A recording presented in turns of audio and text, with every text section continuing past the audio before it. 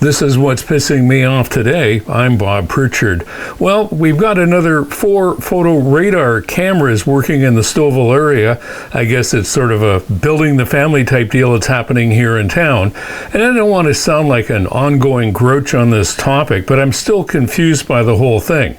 As far as I can tell, the only thing that seems to be improving in terms of driver safety is that people are definitely slowing down.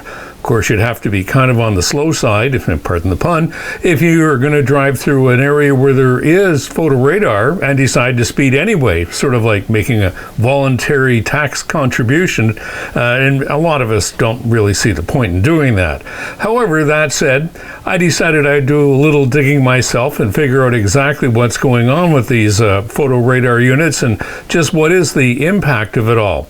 Without any question, the number of drivers speeding in the areas that have the cameras is down quite noticeably. In fact, the speed that people drive at is down quite noticeably pretty much everywhere.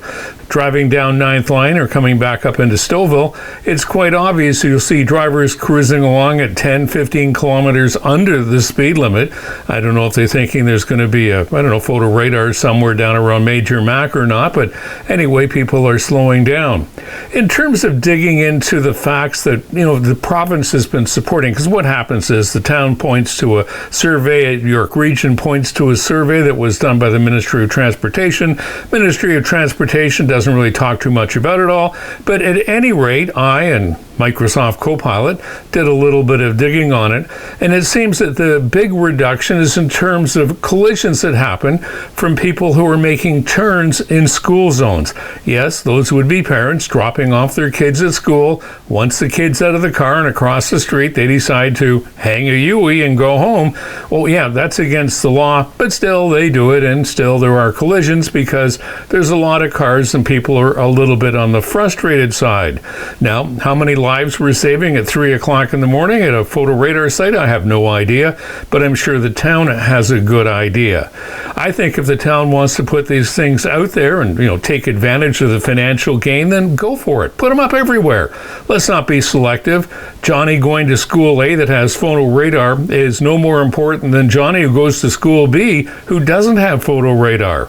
So if these people, maybe the municipality, are making hundreds of thousands, if not millions of dollars on these things, put them up everywhere. Why mess around with it? You've got the money, just go for it. People will eventually learn to slow down.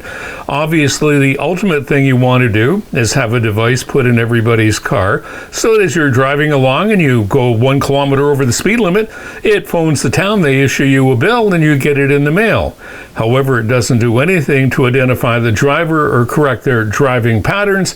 All it does is it leaves the parents or the owner of the vehicle living in the poorhouse. And that's what's pissing me off today. I'm Bob Pritchard.